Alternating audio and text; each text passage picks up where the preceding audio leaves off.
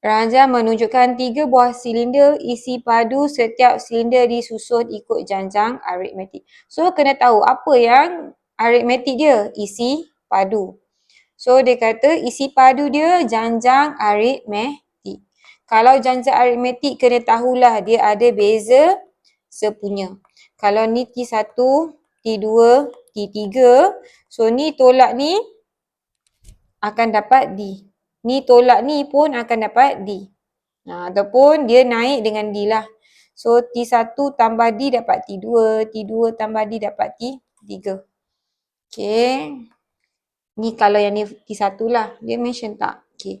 Dia kata tambah isi padu silinder pertama dengan ketiga ialah 24 cm persegi padu. Okay, dia kata, nampak ni soalan cakap, dia kata silinder pertama dengan silinder ketiga 24. So, kalau kita tulis siap-siap T1 tambah T3 dapat 24. Okay, lepas tu dia kata isi padu kelima pula 36. Isi padu kelima adalah 36. So, isi padu kelima adalah T5 sama dengan 36. Okay, ni yang pertama, ni yang kedua. Okay. A, cari isi padu silinder terkecil. So, kalau terkecil ni apa? Terkecil ni A lah sebenarnya yang dia nak. Okay. Kita nak buat mesti kena ada persamaan lah. So, apa formula dia?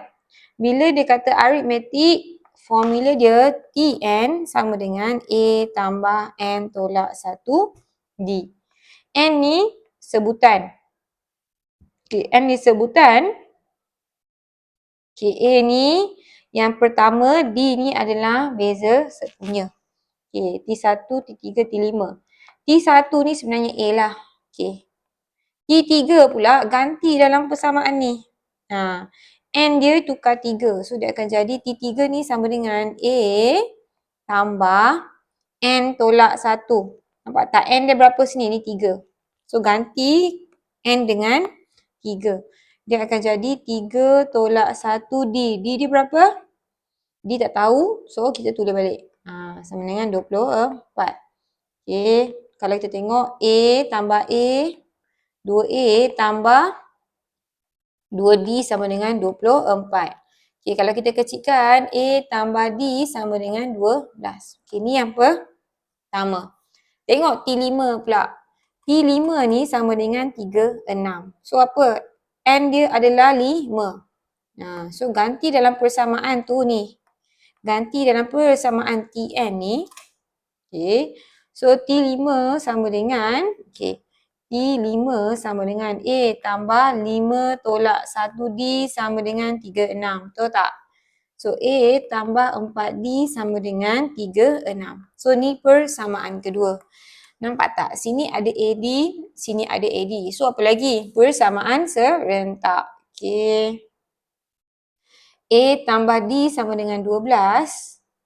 A tambah 4D sama dengan 36. Kita nak hapuskan salah satu kan? So, senang. A tolak A dapat kosong. Okay. Nak atas tolak bawah boleh, bawah tolak atas boleh. Tapi kalau saya memang suka besar tolak kecil supaya nombor dia positif. So, saya buat atas, bawah tolak atas. Okay, 4D tolak D dapat 3D. 36 tolak 12 dapat 24. So, D sama dengan 24 bahagi 3, kita akan dapat 8. So, soalan dia nak A kan? Dia nak A. So, kita ambil lah mana-mana 1 or 2 ni. 1 or 2 ni. Saya ambil yang first sebab senang. Kecil kan?